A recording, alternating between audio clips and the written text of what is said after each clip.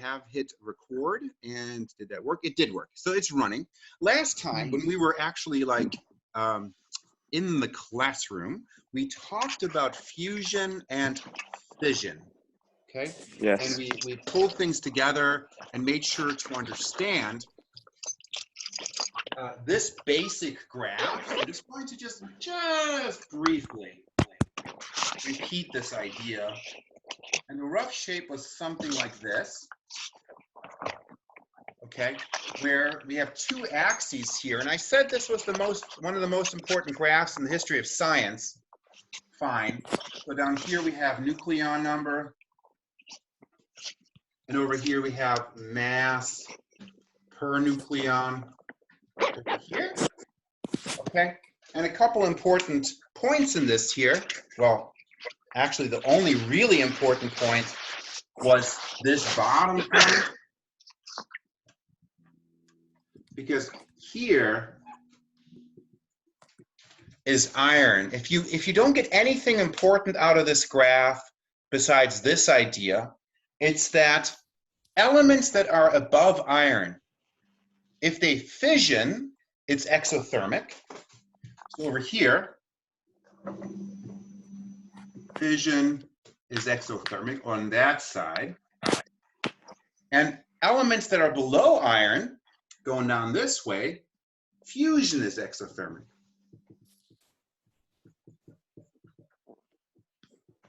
On this side, okay? Wow, that was really crappy, but just imagine this was written better to be like, there we go. So here we go. Fusion is exothermic on this end. Okay? Good. Okay, so example was fusing hydrogen into helium, fusing helium into carbon, and so on. And I want to take this opportunity to come back to hydrogen fusion, okay? And specifically, I wanted to do two things with that process. First off, I wanted to actually look at that process, and we already did that like this. 4 hydrogens react into helium like that. Yes, yes? Oui, oui. Oui, oui. Very good. Izzy's here. Did anybody else show up? No, somebody else left. 2 people left. That's kind of lame. Leaving in the middle of my presentation. That makes me sad. That's cringe. It's really cringe. That is That's really, really you guys cringe. like, you know what I think is cringe? Overuse of the word cringe. Ooh. That's cringe. Agreed. Totally I cringe. Saying disagree cringe all the time is 100%. totally cringe, man. Okay, It's hella cringe. so let's get this thing filled out. Hydrogen has down here what number? A 1. 1. 1. That is the Nucleon number. It is not the nucleon number. Oh no, no, it's Charge the number. Charge number. Charge. And again, the key thing here is this bottom number identifies this as hydrogen. 1 is the charge, meaning it has 1 proton. That means this is hydrogen by definition. And the fact that this is helium says this number has to be 2. 2. because helium, by definition, has a charge of 2 for its nucleus, 2 protons. The top number can be different.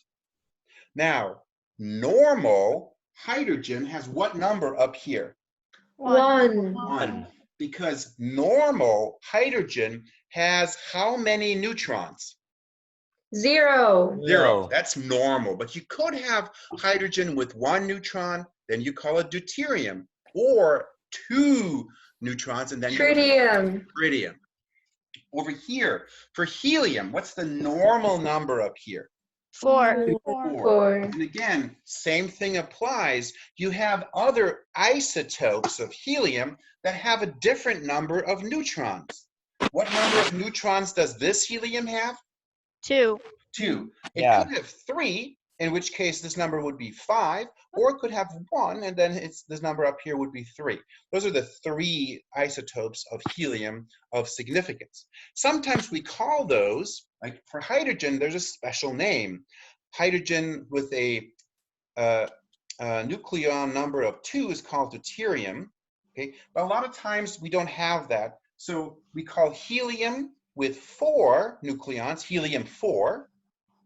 With 5, we call it helium 5, and so on. So the second number, the number that you say after the helium, or whatever element it is, that is the total number of nucleons. So helium 5 would be one with 5 up here. Okay? Good. Okay. Now, we said that's not quite balanced. Why is it not balanced? What is unbalanced about this nuclear reaction? Because there's a 4 on the, and there's a 2 Yeah. on for the charge number on the helium. Charges are not Yeah. balanced because 4 is not equal to 2. So just a reminder, we need to balance charge. And there we have right now 4 times 1. And that, of course, is not equal to 2. Whoa, crapperoo.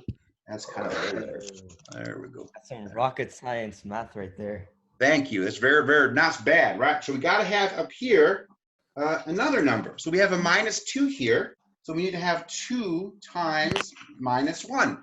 So we're missing 2 what's over here? Electron. Electrons. Superb. Okay, good. Why does the electron have a 0 up here? Because compared to the other masses, it's basically 0. Yeah. Oh, that is kind of right if you're a chemist, but it's completely wrong when you're a nuclear It physicist. doesn't have any It doesn't have any. protons or It's neutrons. not a proton, it's not a neutron. There are no nucleons. The nucleon number is 0. Okay, so the chemist would say the mass is about 0, so we're cool with writing a 0 up here. The nuclear physicist would say we're writing a 0 here because there are no nucleons. Electron is not a nucleon, it's an electron. So that's why that number is 0 up here. Now let's take a look. Charges are now balanced, okay? The other thing that we need to balance is the nucleon number. Nucleon number. Okay, there we go. And let's take a look at the nucleon numbers. How many nucleons do we have here? An electron? 4. 0. 0. So we have 2 times 0 for the nucleon number. Plus, how many do we have here? 4 times 1. 1. And that's, of course, it is equal to 4. So we're checking that out. Okay. Now, spoiler alert, there's a third thing that needs to be balanced. Oh. Oh no. Do you guys know what it is? The helium. I'll give you a euro if you do. Um. Atom. There needs to be a release of an energy on electron. the right side. Okay, The we do have the energy. energy as well. That's true.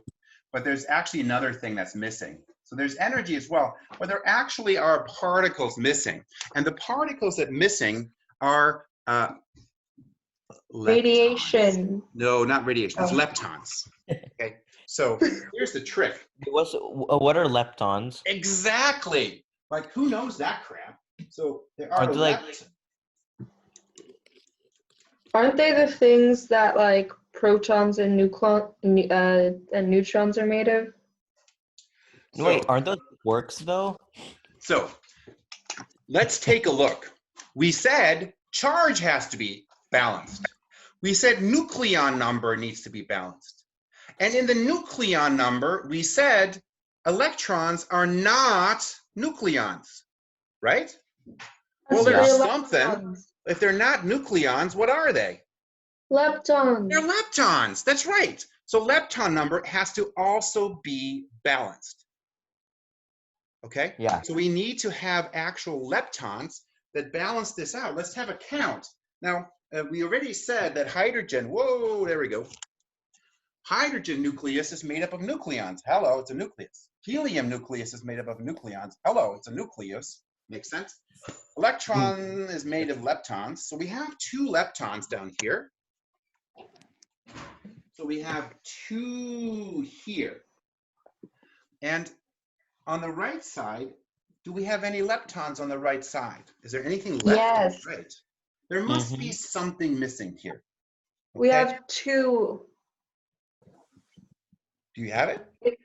It's 2 electrons in the helium atom. No. That would be nice. Really? Wait, is it 2 beta particles? What's that? 2 beta particles?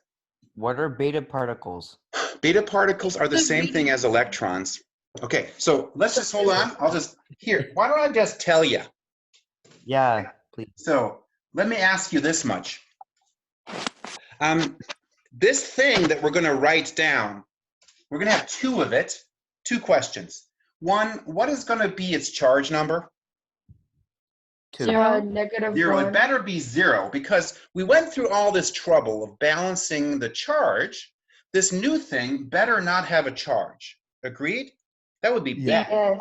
Okay, and that's why we call this object a neutrino, because it's neutral, like neutron. But this is a neutrino, which is different from a neutron. When we give it a I symbol, thought we put lepton number. and that's how we draw it. It looks like a V with attitude. It's got like a woo. Yeah, that's the Greek letter nu. That's something new. Okay, so nu, this letter nu symbolizes neutrino. We also know the number up here. It's how many nucleons are inside a neutrino? 0. It better be 0 because otherwise we're going to be in trouble. Okay, now that is correct. And there's a tiny itsy bitsy addition. And the tiny itsy bitsy addition is that this neutrino, which is a lepton, on the right side is making up for our loss of electron. Now, you guys don't even know that there are different leptons. There are actually 3 flavors, okay, we'll get to. Oh. So this one has to be an electron neutrino. So because we need to make sure that on both sides, all types of neutrinos are balanced. And in this case, the electron neutrinos are 2 on the left, and the electron flavor leptons, okay, this is specifically for the electron flavor, needs to be balanced 2, and on the right side, we have to have also 2. And now everything is balanced. Okay? That's nice. Good. So, couple things about this. Here we have the full equation now. Okay? And in this class, well, whatever you're really responsible for, it's Corona time anyway, but whatever. So normally I wouldn't hold you accountable for this if we had a class test or a quiz. That would not be something you have to do. So, but I think it's a really cool fact. So that's why I bring it into the class, because I think it's important to know how reality really works. So that's what that means. You're on headphones, Tria. She trying to talk to me? Uh-huh. Oh, that's so sweet. Okay, did this work out? Here we go. All right.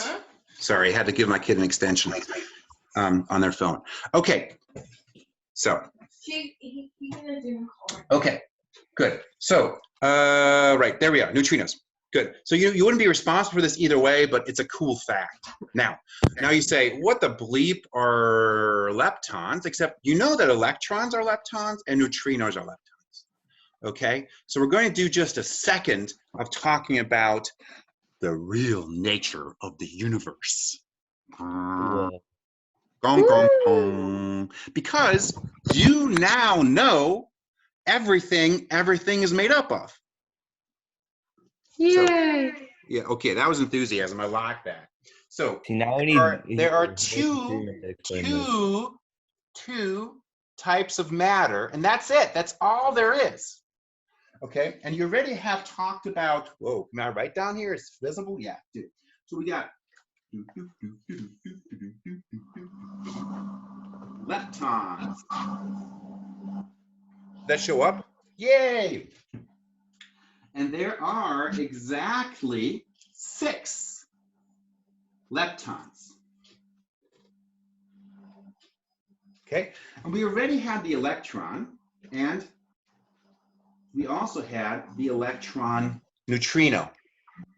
And there are actually two more leptons with their neutrino partners. This is the muon, and of course there is a muon neutrino. And then there's also a tauon, and the tauon also has a neutrino buddy there. So those are the 6 leptons that exist. Now we have on the left side something else. What's on the left side? We gotta have something else. And Quarks. Quarks, exactly. So the nucleons are all made up of quarks. Okay. Should we already have this in like 8th grade, or is it normal that I've like heard of these before but not really know it? Well, I don't know. I mean, it's kind of advanced. Sometimes people don't even do it till later in class, but like whatevs. We're doing it now. So you already know that there are things called ups and downs, and this is a good indication that physicists are not very creative. I think I talked to you guys about that. Mm-hmm. Like that one time we built that very large telescope in South America. Did I tell you about it? You know what it's called? It's called the Very Large Telescope South America. And they also built a very large telescope in Europe. Want to guess what that's called? Very Large Telescope in Europe. Wow, you're brilliant. That is the name of it. And once, Whoa. yeah, very cool, right? And once they build a collider of hadrons that's really large, you know what it's called? Large Speed Large Collider. Hadron Collider. You guys are brilliant. Anyway, so they found a quark and they wrote it up here, and they were like, what should we call it? Well, we wrote it up here. Let's call it the up quark. Like, good idea. And then they wrote one down here. Said, what do we should call that? Down. Down quark. We wrote it down here. Down quark. Down quark. That's right. And then they found 2 more, right?